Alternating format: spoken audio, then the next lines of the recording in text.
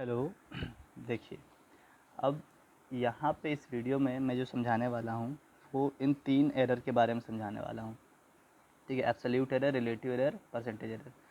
Percentage error हमें mainly समझना है, लेकिन इसके लिए ये दोनों समझना ज़रूरी होगा। ठीक है, तो बहुत आराम से समझना है, स्टेप वाइज बताता जाऊँगा और समझ में आता जाना चाहिए। पहली चीज़, हम मान लेते हैं कि कोई हमने एक क्या किया, ऐसे रॉड ले लिया। ठीक है, कोई रॉड ले लिया। अब मुझे क्या करना है ना, इसकी लेंथ को मेज़र करना है। ठीक है, लेंथ को मेज़र करना है, तो लेंथ को मेज़र करने के लिए हम मान लेते हैं एक चीज़ कि अगर किसी चीज़ की परफेक्ट लेंथ निकालनी हो तो हमें कई बार मेजरमेंट करनी होती है। तो हम मान लेते हैं इसकी मेजरमेंट हमने कई बार की।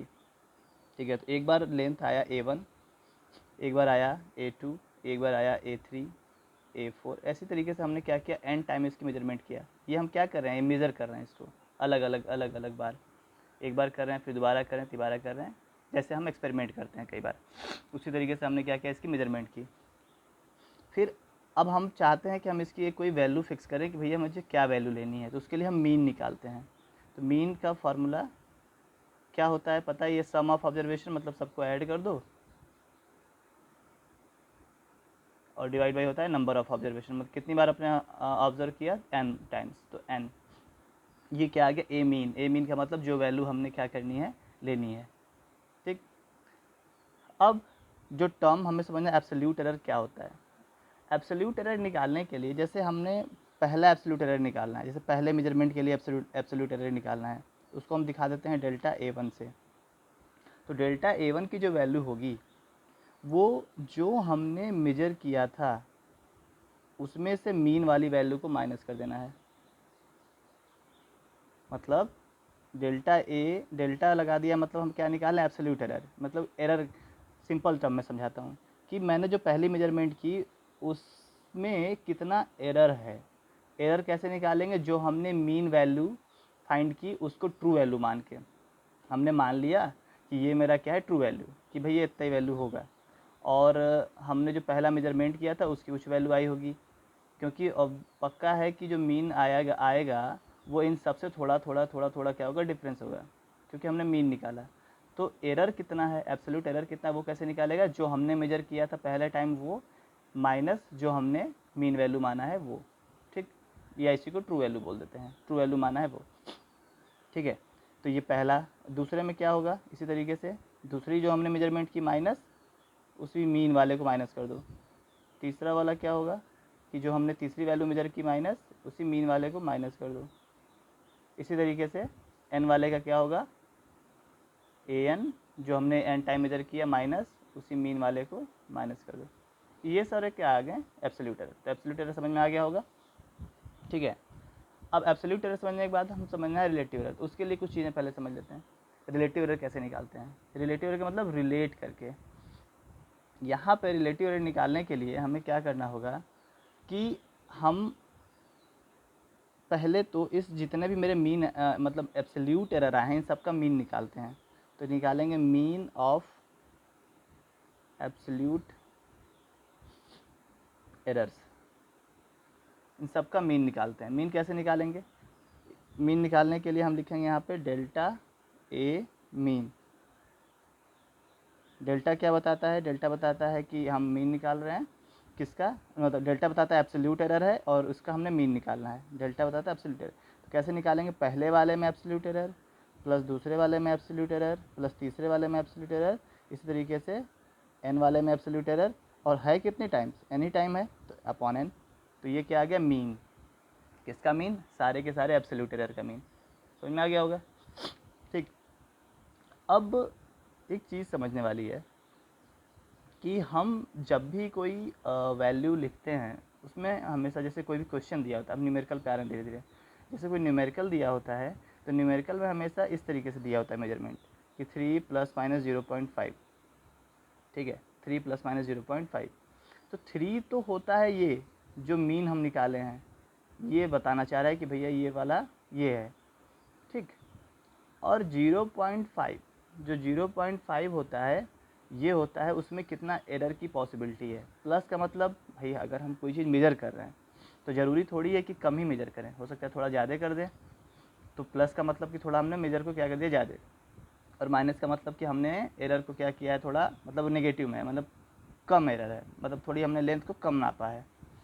ठीक है, तो इससे 3.5 और 2.5 दोनों ही पॉसिबिलिटी है एरर के केस में। एरर दोनों टाइप का होता है, प्लस में भी मतलब ज़्यादा भी एरर हम कर सकते हैं और कम भी एरर कर सकते हैं। ठीक, तो हमेशा याद रखना कि ऐसी वैल्यू दी हो न्यूमेरिकल में तो ये होता है ट्रू वैल्यू और ये होता है उसका एब्सोल्यूट एरर, उसमें एरर कितना है।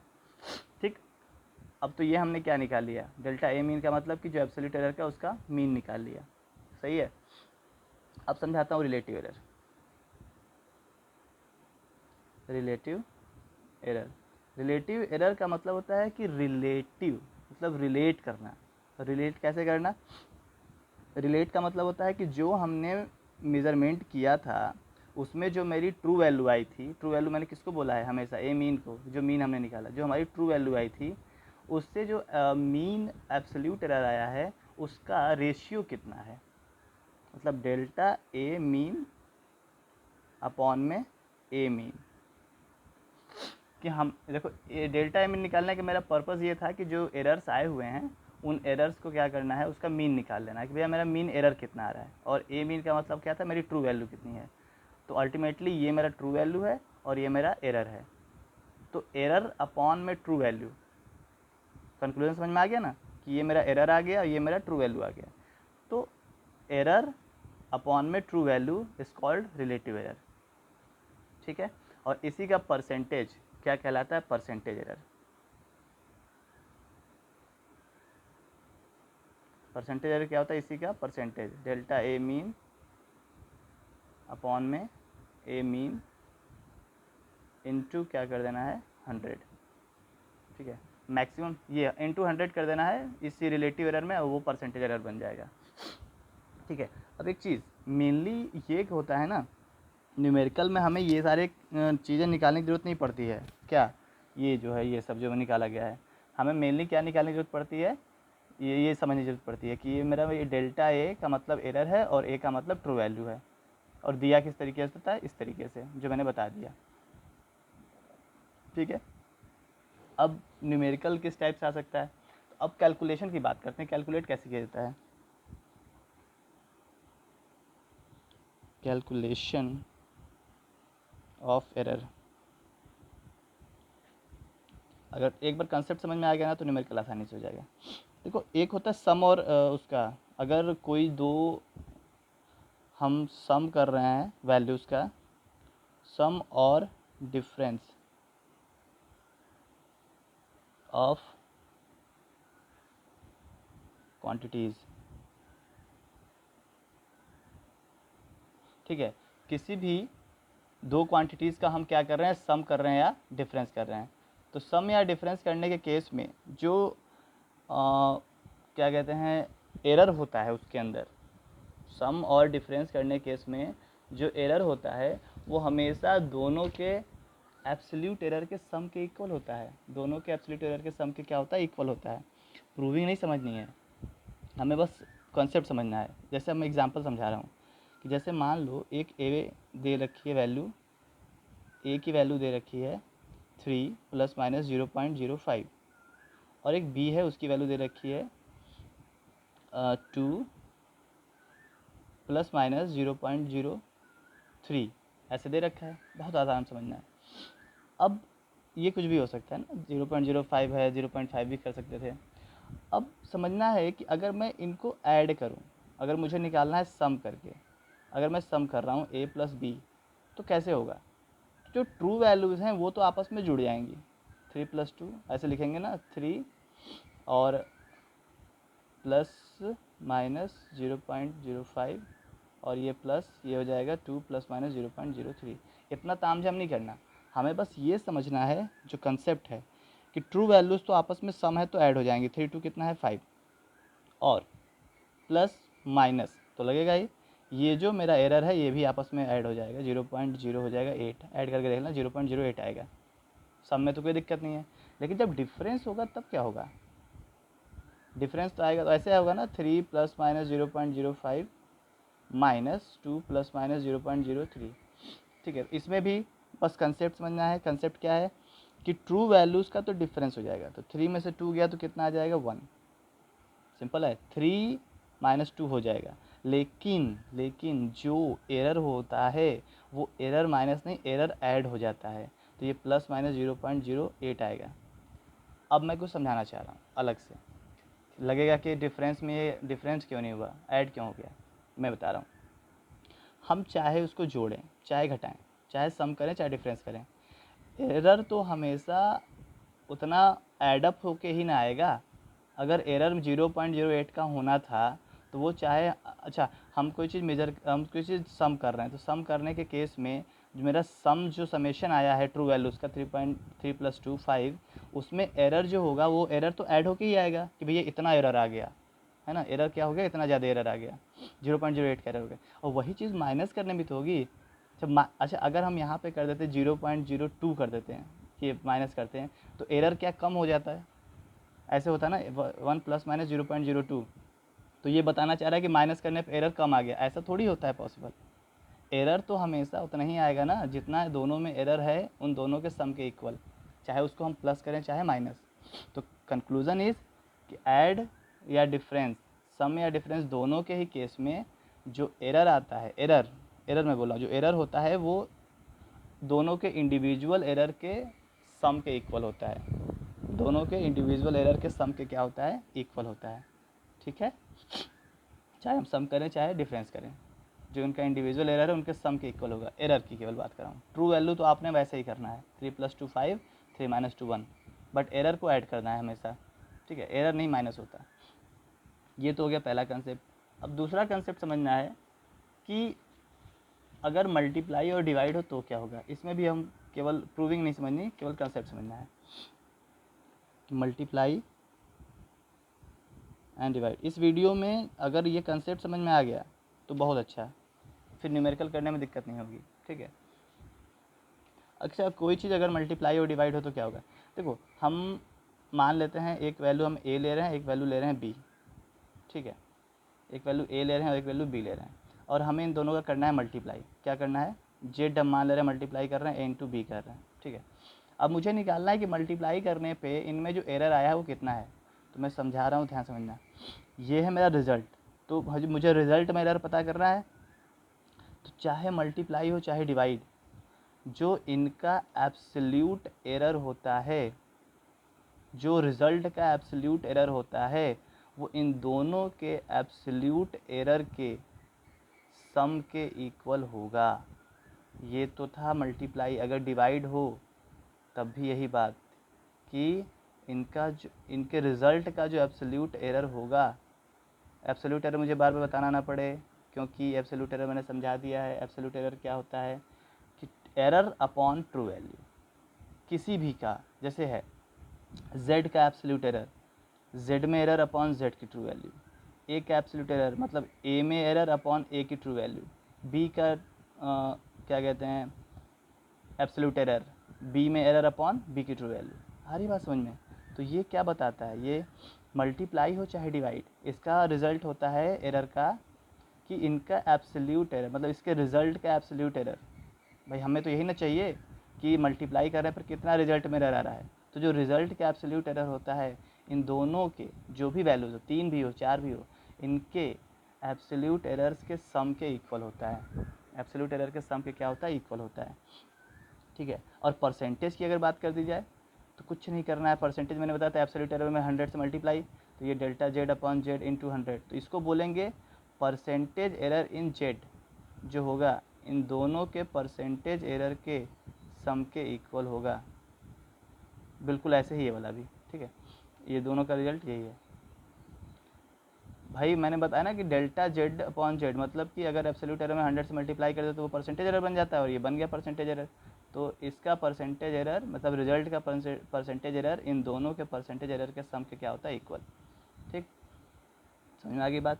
ओके, ये तो था मल्टीप्लाई और डिवाइड केस में। एक आता है पावर वाला।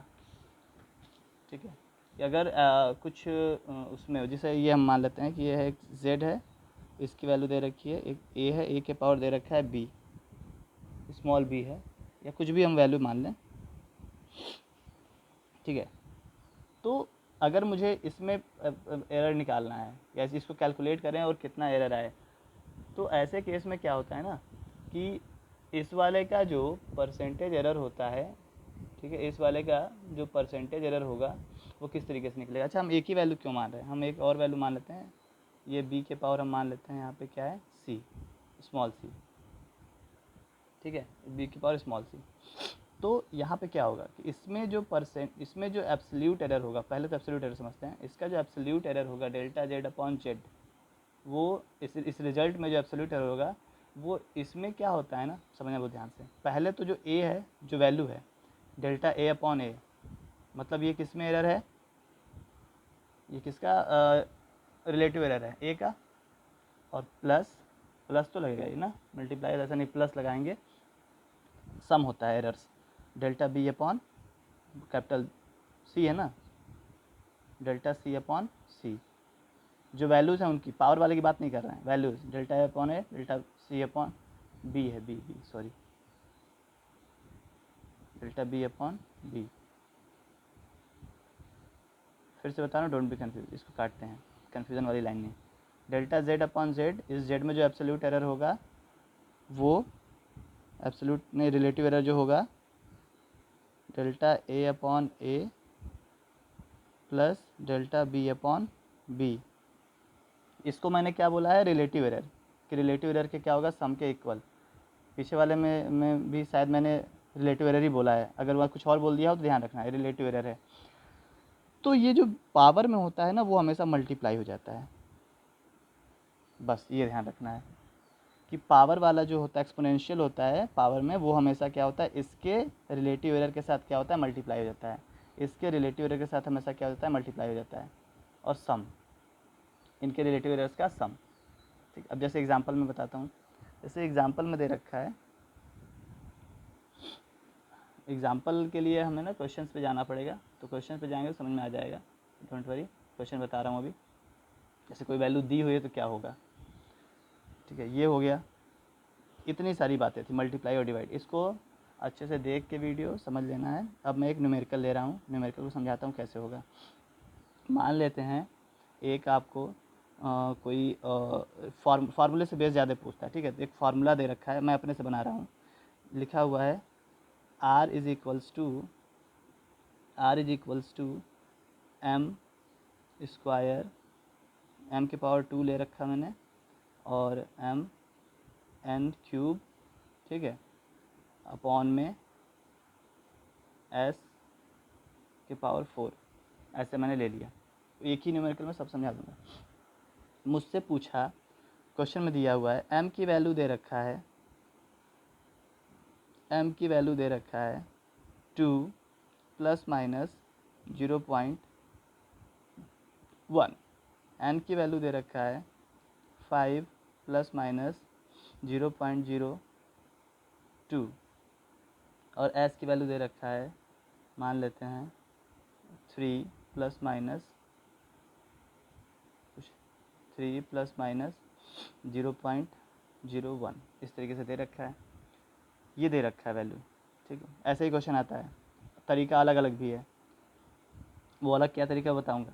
बोल रहा है कि r का परसेंटेज एरर निकालिए, कहेंगे find percentage error in r, ठीक है।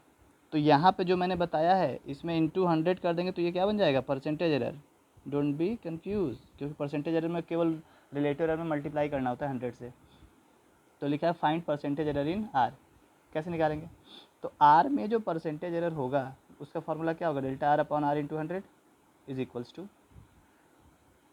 m में परसेंटेज एरर क्या होगा, delta m upon m into 100, लेकिन 2 है पावर में तो 2 से मल्टीप्लाई, ठीक है, प्लस n में क्या होगा, 3 है पावर में 3 से मल्टीप्लाई, इंटू, मैंने बोला है फिर से बता रहा हूँ कि पावर में जो भी होता है वो मल्टीप्लाई हो जाता है बस। और ये परसेंटेज एरर का फार्मूला m के लिए क्या होता है, percentage error, relative error into 100, relative error क्या होता है, एरर अपॉन में true value into 100, plus 3 into delta n upon n into 100। अब कंफ्यूज नहीं होना है कि ये नीचे है तो क्या होगा, मैंने बोला मल्टीप्लाई हो चाहे डिवाइड हो, सब के सब क्या होते हैं, ऐड होते जाते हैं, तो प्लस डेल 4 है तो 4 multiply into delta S upon S into 100। समझ में आ गया? ठीक है, अब कुछ नहीं करना, अब सॉल्व करना है। अब कैसे होगा ये तो मुझे कैलकुलेट करना है। 2 into delta M upon M, M की वैल्यू क्या देखिए 2 प्लस माइनस 0.1, सही है। मैंने बोला है ये होता है ट्रू वैल्यू और ये होता है एरर, तो एरर अपॉन में ट्रू वैल्यू इंटू 100। इसी क्वेश्चन से बहुत कुछ समझ में आ जाएगा, ठीक है। लगभग मैक्सिमम क्वेश्चन ऐसे ही आते हैं।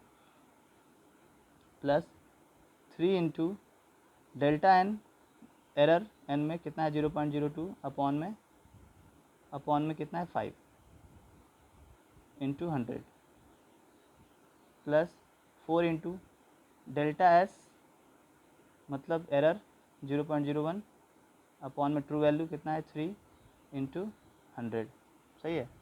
यहाँ कुछ ऐसा लेते हैं ताकि पहले तो कट जाए, हम ले लेते हैं यहाँ पे, चलो ठीक है जो भी है, कैलकुलेशन आसान के लिए फिर भी समझते हैं। इज इक्वल्स टू, अब इसको सॉल्व करते हैं। देखो 2 से 2 कट गया, 0.1 इंटू 100 कितना आएगा 10, प्लस यहाँ पे कितना होगा 3, 100 से 0.02 मल्टीप्लाई कर 2 आएगा और 2 3 जा 6, 6/5, प्लस ये कितना आएगा, ये 1 आएगा मल्टीप्लाई करने पे 0.0 इंटू 100 1, 4/3। इसको सॉल्व कर लेना है और क्या, एलसीएम ले लेंगे, एलसीएम या पॉइंट में निकाल लेते हैं, पॉइंट में निकाल लेते हैं। ये आएगा 10 प्लस ये आएगा 1.2, 5 1 जा 5, 5 2 जा 10, प्लस ये कितना आएगा 3 1 जा 3.33 आएगा। तो ये आ गया 10 1 11 3 5 12.53% delta R upon R into 100। तो ये आंसर आ गया। किसका आंसर आया ये बोलेंगे हम कि आर में परसेंटेज एरर का आ गया आंसर। समझ में आ गया होगा, एक बार अच्छे से देख लेना है, ठीक है। नहीं समझ में आएगा फिर से वीडियो रिवाइंड करके देखना है। एक तरीका ये होता है क्वेश्चन देने का कि हमें वैल्यू दे देगा, एक तरीका पता है क्या होता है, एक तरीका होता है डायरेक्ट दे देगा। जैसे ऐसे बोल दिया कि जो एम में परसेंटेज एरर है वो है 5%, एन में जो परसेंटेज एरर है वो है 3%, और एस में जो परसेंटेज एरर है वो है 2%। ऐसे दे दिया क्वेश्चन। अब हमें बोला है कि आर में परसेंटेज एरर फाइंड करिए कितना होगा। तो फार्मूला क्या था, फार्मूला था R is equals to M square N cube upon में एस की पावर 4। ये इसी क्वेश्चन का दूसरा पैटर्न बता रहा हूँ। एक तो होगा तुम्हें ट्रू मतलब वैल्यूज़ दे देगा और दूसरा होगा डायरेक्ट परसेंट दे देगा। तो कैसे निकालेंगे, तो यहाँ पे लिखेंगे परसेंटेज एरर इन आर, या जैसे लिखते थे R delta R upon R into 100 is equals to, formula तो पहले वही कि 2 into delta M upon M into 100 plus 3 into delta N upon N into 100 plus 4 into delta S upon S into 100, correct. अब अपने क्या करना है, अब अपने करना है वैल्यूज़ रखना है। तो 2 इंटू, अब यहाँ पे तो कहीं ट्रू वैल्यू और एरर तो है नहीं, क्यों नहीं है, क्योंकि डायरेक्ट इसने परसेंट एरर दे दिया कितना 5%, और परसेंटेज एरर ये पूरा होता है तो इसकी पूरी की जगह रख देंगे 5 प्लस 3 इंटू इसके पूरे की जगह क्या रखेंगे 3 प्लस 4 इंटू इस पूरे की जगह क्या होगा 2। समझ में आ गया होगा बात, क्योंकि उसने परसेंटेज एरर दे ही दिया तो ये परसेंटेज एरर का ही फार्मूला है। तो ये अगर 10 प्लस 9 प्लस 8 ये कितना आ जाएगा 27% delta R upon R into 100। ये दूसरा टाइप, मतलब इसी क्वेश्चन इसी फार्मूले पे दूसरा टाइप मैंने बता दिया, ये वाला जो फार्मूला दे रखा था। और क्वेश्चन में अक्सर फार्मूला ही देता है, ठीक है। तो ये मैंने सिखाया क्या, परसेंटेज एरर, रिलेटिव एरर और एब्सोल्यूट एरर के बारे में, और इसी से रिलेटेड ये न्यूमेरिकल के टाइप अलग अलग। पहला टाइप अगर वैल्यूज़ दे दे, वैल्यूज़ में हमेशा याद रखना है प्लस माइनस करके दे, तो जो प्लस माइनस की बात है ये एरर होता है और ये क्या होता है उसकी ट्रू वैल्यू, ठीक। तो ऐसे भी दे सकता है या डायरेक्टली वो परसेंटेज एरर ही दे देगा। तो जब ऐसे देगा तो इस तरीके से करेंगे रख के वैल्यू, और अगर ऐसे देगा तो डायरेक्टली परसेंटेज एरर रख देंगे, ठीक है, नो प्रॉब्लम। तो अब ये वीडियो देख के अच्छे समझना है, जहाँ भी प्रॉब्लम आएगी पूछना है कि हाँ यहाँ पे प्रॉब्लम आ रही है, ओके।